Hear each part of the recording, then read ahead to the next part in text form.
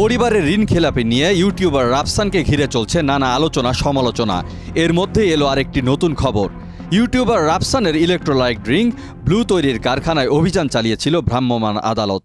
সে সময় নোংরা পরিবেশে মান নিয়ন্ত্রণহীনভাবে পানীয় তৈরির দায়ে রাফসানের প্রতিষ্ঠানকে ৩০,০০০ টাকা জরিমানা করেছিল আদালত। গত ২৪ এপ্রিল বিএসটিআই ও কুমিল্লা জেলা প্রশাসনের উদ্যোগে পরিচালিত হয় সেই ভ্রাম্যমাণ আদালতের অভিযানটি।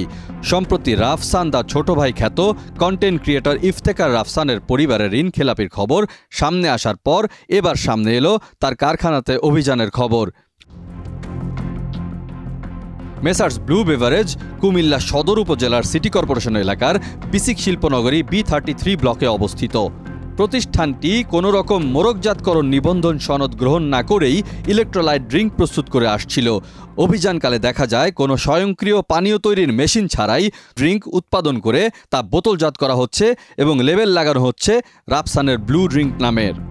কারখানার পরিবেশ ছিল নোংরা, এমনকি সেখানে কোনো নিরাপত্তা কোডও মানা হচ্ছিল না।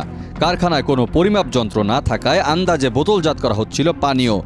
কোনো রকম নিবন্ধন ছাড়াই পণ্য উৎপাদন, মোড়কজাত বাজারজাত করায় ওজন ও পরিমাপ মানদণ্ড আইন ২০১৮ এর আওতায় ৩০,০০০ টাকা অর্থদণ্ড আদায় করে ভ্রাম্যমাণ আদালত। এই আদালত পরিচালনা করেন কুমিল্লা জেলা প্রশাসনের নির্বাহী ম্যাজিস্ট্রেট ও সিনিয়র সহকারী কমিশনার ফারহানা নাসরিন। গত বছরের ৭ ডিসেম্বর ব্লু নামে ইলেকট্রোলাইটস ড্রিঙ্ক বাজারজাত করার ঘোষণা দেয় আলোচিত ইউটিউবার রাফসান।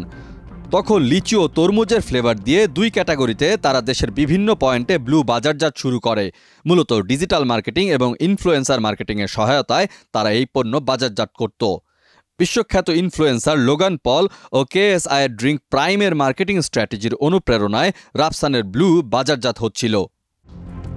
তবে কুমিল্লা বিসিকে আধুনিক যন্ত্রপাতি এবং রসায়নবিদ না থাকার পাশাপাশি ব্লু ড্রিঙ্ক স্বাস্থ্যসম্মতভাবে প্রস্তুত করার কোনো ব্যবস্থাই ছিল না।